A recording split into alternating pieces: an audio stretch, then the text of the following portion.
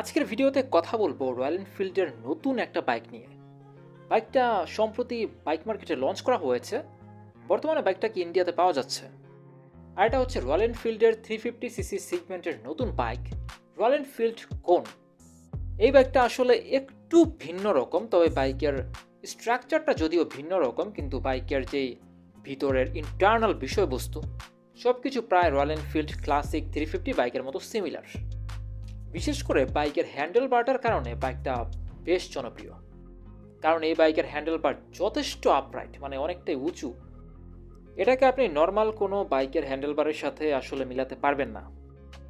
এটা হচ্ছে একটা লম্বা বা বড় পেপ হ্যাঙ্গার হ্যান্ডেল বার। যেই টাইপের হ্যান্ডেল বার এখন পর্যন্ত আমাদের দেশের বাইক মার্কেটে, মানে আমাদের দেশে কোনো বাইকে ইউজ করা হয়নি।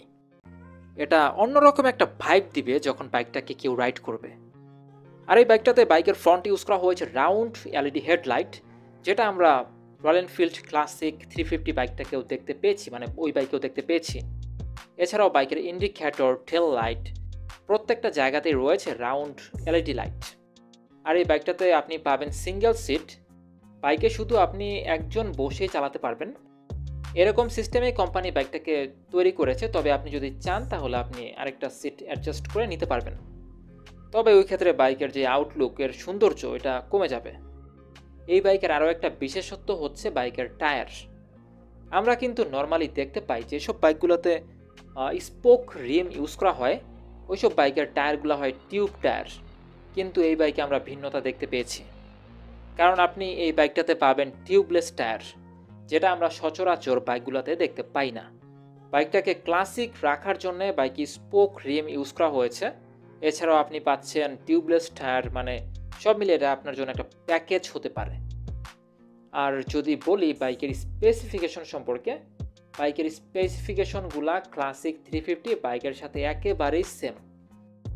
বাইকটা থেকে পাওয়ার প্রডিউস করা যাবে 20.2 বিএইচপি এবং টর্ক প্রডিউস করা যাবে 27 নিউটন মিটার।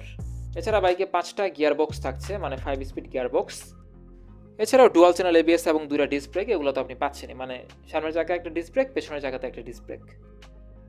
আর বর্তমানে বাইকটার ইন্ডিয়াতে প্রাইস হচ্ছে 2,35,000 রুপি।